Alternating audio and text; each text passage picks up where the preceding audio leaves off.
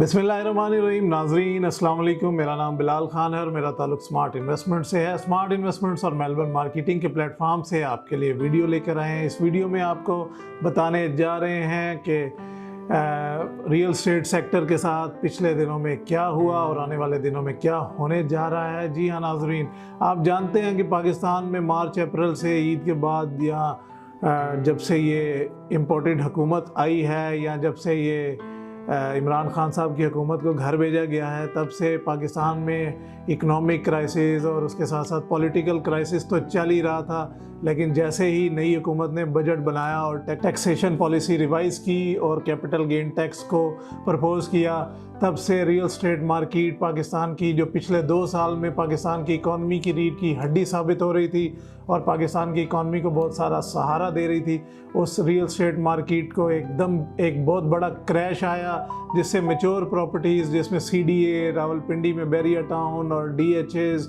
और उसके साथ साथ काफ़ी बड़ी बड़ी हाउसिंग सोसाइटीज़ को धचका लगा और काफ़ी ट्रेड में और लेन देन में और बाइंग सेलिंग में बहुत नुमाया कमी देखने को मिली।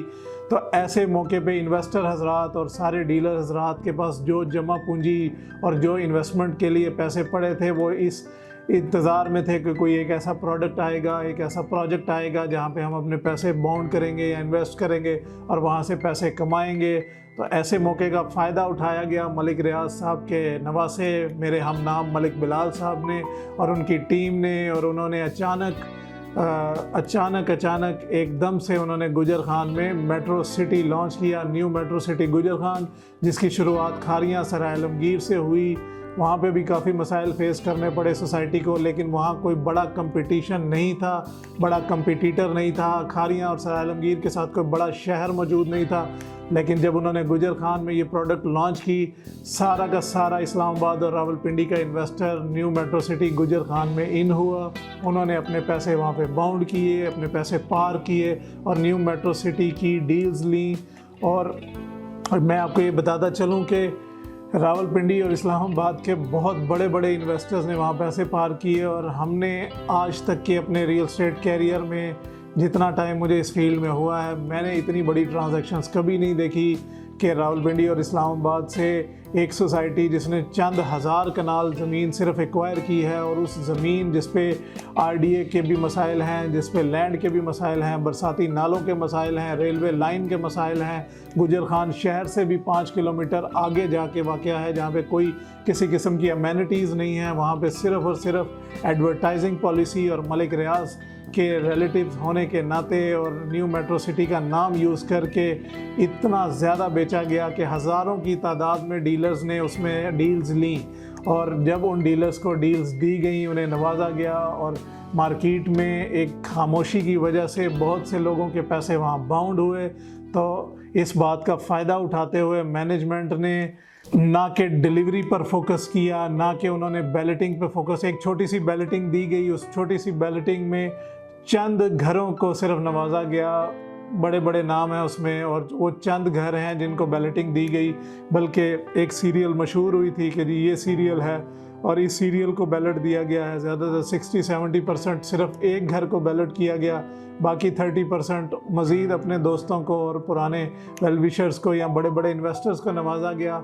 हमारे जैसे छोटे डीलर्स ने अगर 100 प्लॉट किसी ने लिया था, उसके 1 या 2 प्लॉट बैलेटिंग में आए, किसी का कोई प्लॉट बैलेटिंग में नहीं आया। बहुत से लोगों को गिला हुआ इस बात से, और गिले शिकवे दूर करने के बावजूद और गिले शिकवे दूर करने के बजाय सोसाइटी ने एक और बड़ा ब्लंडर किया और एक और बड़ा स्टेप किया जब उन्हें पता चला कि डिप्टी कमिश्नर रावलपिंडी ने RDA के उन अफसरान के ख़िलाफ़ इंक्वायरी खोल दी है जिन अफसरान ने न्यू मेट्रो सिटी गुजर खान को LOP ग्रांट किया या उनको डायरी नंबर अलॉट किया। आज तक ये शमशमा भी बीच में ही है कि ये LOP था या ये डायरी नंबर था। एनी हाउ जो भी था, एक सरकारी नंबर था, एक सरकारी डॉक्यूमेंट था। उन अफसरान के ख़िलाफ़ इंक्वायरी शुरू कर दी गई है और ये इंक्वायरी की न्यूज़ आते ही बहुत से लैंड प्रोवाइडर्स पीछे हट गए, बहुत से लोगों ने लैंड देने से मना कर लिया और सोसाइटी ने ऑफिशियली खुद भी उस जगह पर, जिस जगह को दिखाकर हमारे बड़े बड़े डीलर हजरात प्रॉपर्टी के मामे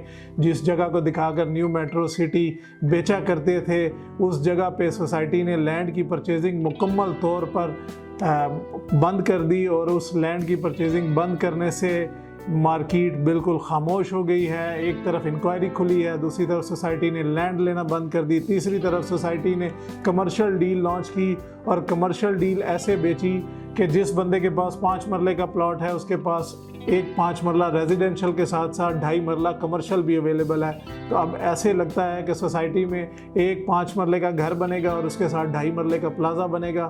यही सूरत हाल देखने को आ रही है कि नॉर्मली तो हमने ये सुना है, हमें हमारी इंफॉर्मेशन के मुताबिक कि मैक्सिमम 4 या 5% कमर्शियल प्लॉट सोसाइटी लॉन्च कर सकती है, बाकी सारे रेजिडेंशियल्स होते हैं। लेकिन यहाँ देखने को मिला कि हज़ारों की तादाद में कमर्शियल्स की डील दी गई और उसका नुकसान ये हुआ कि कमर्शियल्स आते ही माइनस में आ गए। बैरियर टाउन की हिस्ट्री में या बैरियर टाउन से एसोसिएटेड प्रोडक्ट्स की हिस्ट्री में ये पहली दफ़ा हुआ है कि कमर्शियल प्लॉट्स आते ही माइनस में आ गए हों, अपनी एक्चुअल पेमेंट से भी कम पे सेल हो रहे हों। उसमें बहुत बड़ी रीज़न्स हैं, ओवर प्राइस की रीज़न है, ओवर सेलिंग की रीज़न है, लोकेशन की रीज़न है। जी हाँ, मैं बताने जा रहा हूँ कि न्यू मेट्रो सिटी हमारी मालूमात के मुताबिक अब सोहावा में ज़मीन ख़रीद रहा है और सोहावा की तरफ लैंड की परचेजिंग स्टार्ट कर दी गई है ताकि गुजर खान के न्यू मेट्रो सिटी को सोहावा मुंतकिल किया जाए।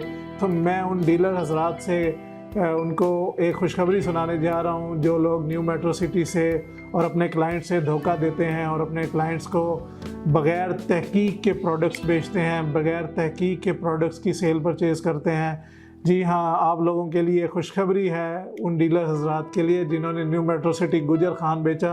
अब आप न्यू मेट्रो सिटी सोहावा बेचेंगे और न्यू मेट्रो सिटी सोहावे में आप गुजर खान की फ़ाइलें मर्ज करेंगे।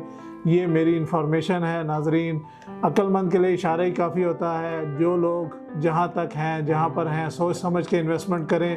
रावलपिंडी में सैकड़ों ऐसे प्रोजेक्ट्स हैं रावलपिंडी और इस्लामाबाद में रियल एस्टेट के जो ख़ास रावलपिंडी और इस्लामाबाद में पाए जाते हैं और वहाँ पर आप इन्वेस्टमेंट करें तो आपकी इन्वेस्टमेंट्स रावलपिंडी और इस्लामाबाद में कहलाई जाती हैं, जहाँ पे अमेनिटीज़ हैं, जो कैपिटल हैं, जहाँ पे यूनिवर्सिटीज़, हॉस्पिटल्स और सारे के सारे इंफ्रास्ट्रक्चर मौजूद हैं। तो अगर आप इस प्राइसेस पे गुजर खान जाके इन्वेस्ट करना चाहते हैं या सोहावा जाके इन्वेस्टमेंट करना चाहते हैं तो मैं आपको कतई नहीं रोकूंगा, ये आपकी अपनी मर्ज़ी है। मुझे इजाज़त दें, अगर मेरी बातें कड़वी लगी तो मैं इस पर माज़रत चाहता हूँ, लेकिन सच हमेशा कड़वा होता है और मैं जो कुछ कहता हूँ सच कहता हूँ। Thank you very much. अपना और अपने घर वालों का ख्याल रखें। इजाज़त दें। अल्लाह हाफ़िज़।